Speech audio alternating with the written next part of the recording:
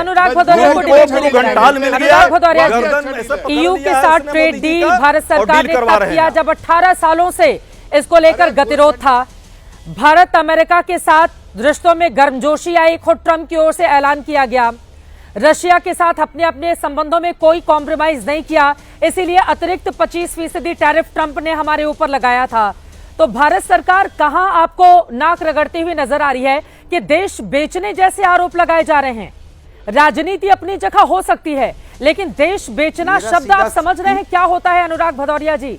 और किसी के भीतर भी क्या इतनी हिम्मत है और किसी की इतनी औकात है कि जो हमारे देश को खरीदेगा? अनुराग भदौरिया जी, कम से कम राजनीति करें, उसमें पार्टियों को निशाने पर ले, देश को तो बख्श देना। अनुराग जी। हाँ बिल्कुल सही कह रही, मुझे बोलने दीजिएगा, समझ तो बहुत कुछ आ रहा है, तो मुझे अगर बोलने देंगी तो जनता तक चली जाएगी बात। सवाल यह है कि अमेरिका 5 साल में यहाँ पे $500 बिलियन की बिजनेस करेगा और उस पर हम कितने बिलियन की डॉलर की बिजनेस करेंगे? अब बता दें हमें बीजेपी प्रवक्ता।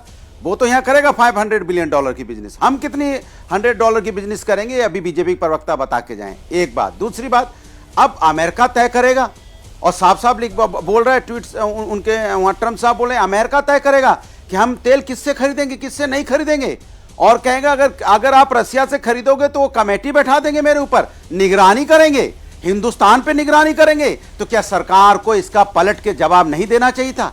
क्या सरकार को आंख से आंख मिला के नहीं बोलना चाहिए था कि अमेरिका तुम कौन होते हो मेरे पर निगरानी रखने वाले? हमने तुमसे ट्रेड डील साइन की है, हमने कोई तुमसे ऐसी डील साइन नहीं की है कि हमारे देश पे निगरानी रख पाओ। क्या होता है अनुराग भदौरिया जी, पड़ोसी से जाकर हम लड़ लिए कि आंख में आंख डालकर तुमसे बात करेंगे, तुम्हारी स्थिति कैसी है? अंतर्राष्ट्रीय स्तर पर व्यापारिक ट्रेड डील जैसे मुद्दों पर ऐसे बातचीत नहीं होती है कि हम अपने पड़ोसी से झगड़ा करते हैं। वहां पर एक अलग तरह की स्थिति होती है अनुराग भदौरिया जी। आंख में आंख डालकर भागना था, ट्रंप को सामने बुलाकर ड्रामेबाजी थोड़ी ना करनी है कि आंख में आंख डालकर बात करना है। अरे छोड़िए ड्रामे भाई, कैसी बातें कर रहे हैं आप भी। चित्रा जी आप क्यों हम लोग को नहीं बोलने देते? आपको जो बोलना आप एक बार में बोल लो, हम लोग अपनी बात कह लें।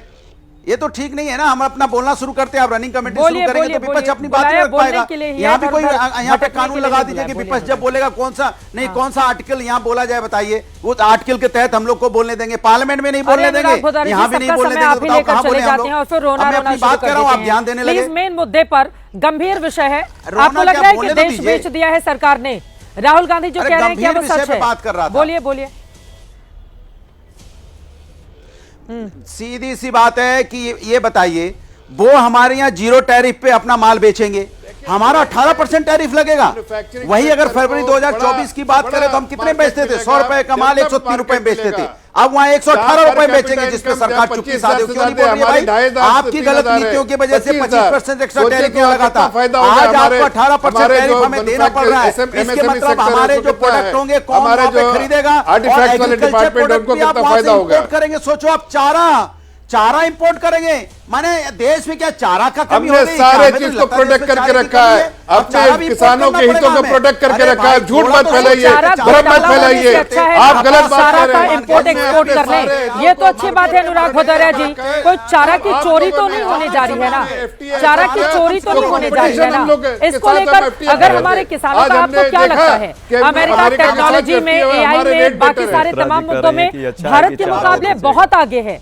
अगर वहां से हमारे देश के किसानों के लिए कुछ भी आएगा, अभी भारत सरकार ने बजट में AI के जरिए कैसे किसानों को और समृद्ध बनाया जाए उसकी घोषणा की है, तो वो AI कहां से? यकीनन बड़ी बड़ी जो टेक्नोलॉजी है उनको दूसरे देशों से हिंदुस्तान के लिए लेकर आना पड़ेगा। तो अगर कुछ बेहतरी के लिए लेकर आए जाए तो उसको लेकर क्या गुणगान की नई बात है? अनुराग भदौरिया जी, क्रॉस क्वेश्चन है। चित्रा जी आप छोड़ दीजिए, आज भाजपा को करने दीजिए। अनुराग भदौरिया जी, अनुराग भदौरिया जी आपको बोलना है तो बोलिए, वरना मैं बाकी मेहमानों के पास चली जाऊं। बोलिए, आप बोलिए, हम लोग सुन रहे हैं। मलूक नागर साहब से भी आपके पास आते हुए अनुराग भदौरिया जी मुद्दे पर नहीं बोलेंगे, ज्ञान देने लग जाती, फिर कहते बाकी जो चले जाए बाकी मेहमान हम लोग को उठा दीजिए। ये आप कमाल, एक शब्द तो बोलने दीजिए। लाइव शो है अनुराग जी, लाइव शो है अनुराग जी, लाइव शो है। ऐसा नहीं है कि मैं रिकॉर्ड करके एडिट करके अनुराग भदौरिया की बातें और फिर चलाऊंगी। ठीक है, लाइव तो बोलिए ना, आप मेरे ऊपर टारगेट कर रहे हैं। सवाल पूछने पर आपको दिखाई देता है सरकार का सवाल पूछ रही हूँ, और सरकार से जो सवाल पूछती हूँ वो क्या वो विपक्ष का सवाल नहीं होता है? तो सर पहले अपना रोना ये बंद कर दीजिए। अनुराग जी बोलिए, बाकी लोग अभिषेक झा, मलूक नागर, प्रियंका कक्कड़ जी भी हमारे साथ हैं, प्लीज अपनी बात खत्म कीजिए जल्दी। ठीक है, देखिए अब सवाल बोलिए महाराज, बोलिए। सवाल ये है, जब इनके वाणिज्य मंत्री से पूछा जाता है कि तेल कहां से खरीदेंगे, आप बताइए कि उन्होंने रसिया से खरीदने के लिए मना किया कि नहीं किया, तो कह रहे नहीं मैं नहीं जानता हूं, ये विदेश मंत्रालय से पूछिए। अब विदेश मंत्री कहेंगे वाणिज्य मंत्री से पूछिए, फिर किसी के बारे में पूछेंगे भाई कृषि का क्या क्या प्रोडक्ट आपने बैन किया, कैसे इंपोर्ट करेंगे, यहाँ पे कृषि मंत्री कहेंगे मुझे नहीं पता, वाणिज्य मंत्री पूछिए, वाणिज्य मंत्री कहेंगे कृषि मंत्री से पूछिए। अरे पूरे देश को उलझा दिया आपने, आपको यही नहीं पता कि क्या करना नहीं करना, ट्रेड डील हो गई और मंत्रियों को पता नहीं, एक दूसरे पे बॉल फेंक रहे हैं। ये क्या है भाई, ये क्या है, मैं पूछना चाहता हूं। आप बॉल फेंक रहे हैं एक दूसरे के ऊपर में। आप बताइए कि हिंदुस्तान तेल कहां से खरीदेगा नहीं खरीदेगा, अमेरिका डिसाइड करेगा। यही तो मैं कह रहा हूं, जो चित्रा जी आप कह रहे हो, क्या अमेरिका तय करेगा हम तेल कहां से लेंगे, जहां से सस्ता मिलेगा वहां से हमें लेना चाहिए। ये मेरा सुझाव सरकार को है, और सरकार को यही बोलना चाहिए जो मैं बोल रहा हूं, जहां से सस्ता मिलेगा, मेरे देश का पैसा है, जनता का पैसा है, अमेरिका तय करेगा कि वो जहां से कहेगा वहीं से। अमेरिका तो, और ट्रंप तो हर चीज में क्रेडिट लेते हैं, ऑपरेशन सिंदूर को लेकर क्रेडिट ले लेते हैं कि मैंने सीज फायर कराया, उसके बाद नरेंद्र मोदी को देश का सबसे बड़ा नेता बताते हैं, उसको आप लोग स्वीकार करते नहीं है, लेकिन बाकी मुद्दों पर आप स्वीकार कर लेते। चलिए मलूक नागर साहब आपके पास आते हुए, ये बात तो सच है ना, ये टोपी ट्रांसफर अगर बड़े बड़े मंत्रियों की ओर से किया जाएगा मलूक नागर साहब, तो फिर ये ठीक स्थिति नहीं है ना। एक स्टैंड लेकर सरकार क्यों नहीं बता देती कि भाई कृषि को लेकर या रशिया के साथ ऑयल को लेकर क्या डील की गई है।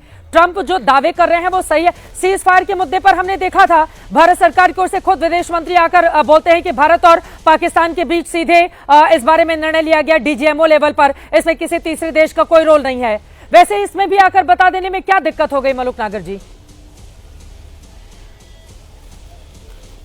देखिए चित्रा जी, इस देश के प्रधानमंत्री किसानों से प्यार करते हैं, किसानों के हित में ही निर्णय हमेशा लिए हैं, हमेशा लेंगे।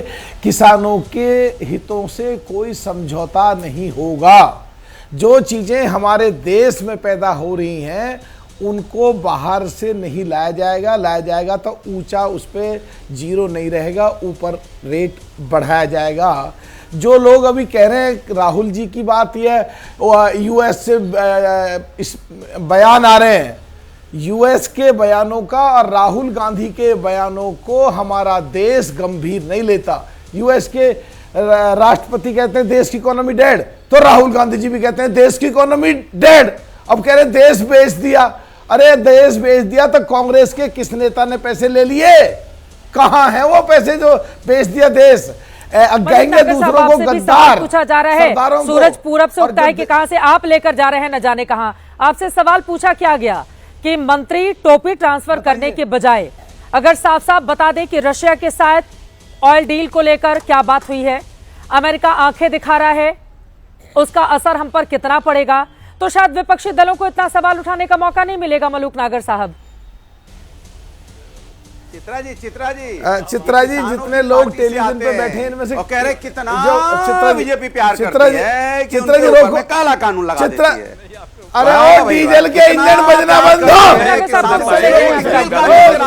एक बार नागर साहब को सुन लेते हैं। प्रियंका कक्कड़ जी, अभिषेक झा जी भी हमारे साथ है, प्लीज एक एक करके अपने बारे में बोलेंगे। मुद्दा गंभीर है, गंभीरता से डिबेट करेंगे। नागर साहब अपनी बात पूरी कीजिए। भारतीय जनता पार्टी। अनुराग भदौरी जी प्लीज।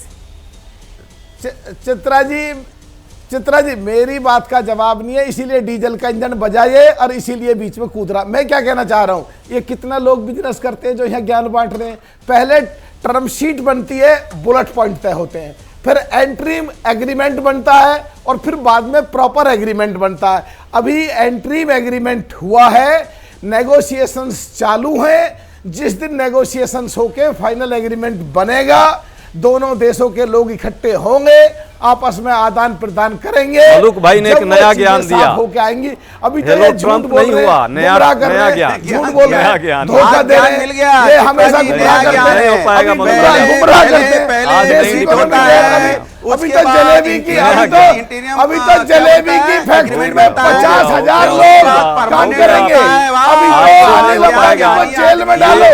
ट्रेड का और डील का ये तो क्लियर है, लेकिन ट्रेड डील परंपराओं के खिलाफ बोलते हैं, देश की संसद में रूल बुक के खिलाफ बोल रहे हैं। अच्छा हुआ कि इस बार आप संसद में ध्यान दे रहे हैं भाई, पहले ट्वीट होगा, फिर अंतरिम होगा, फिर अंतिम होगा। मुझे लग रहा है ट्रेड डील पर थोड़ा सही तथ्यात्मक डिबेट हो पाएगी। प्लीज अपनी अपनी बारी में थोड़ा सा प्रतीक्षा कर लीजिए। नागर साहब अपनी बात जल्दी से पूरी करें, बाकी लोगों के पास आना है। प्लीज टोपी ट्रांसफर बंद होना चाहिए, देश को सही जानकारी मिलनी चाहिए। मलूक नागर जी।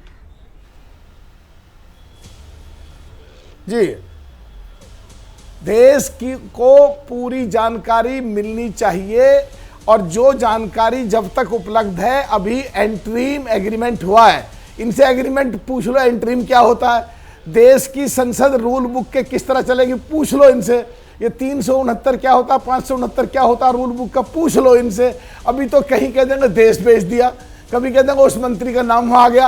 अब विशेष अधिकारों के हनन का नोटिस जारी हो गया है, जवाब दे लेना, बताना चाहते हैं कि जितने लोग इस समय यहाँ पर बैठे हैं उनमें खाली मलूक नागर जी को सांसद का चुनाव जीतने का मौका मिला है या फिर राज्यसभा के तौर पर जफर इस्लाम जी। मजे ले लीजिए आपकी, वैसे सबको भी मौका मिल सकता है भविष्य में सांसद बनने का, तो सारे रूल बुक के इन लोगों को लाइनें याद हो जाएंगी। अब मैं आती हूँ प्रियंका कक्कड़ जी आपके पास। देखिए, जब ट्रंप ने हमारे ऊपर 50% टैरिफ लगाया था तब भी बवाल था, सरकार उसको रणनीति के तहत घटाकर 18% लेकर आती है तब भी बवाल है।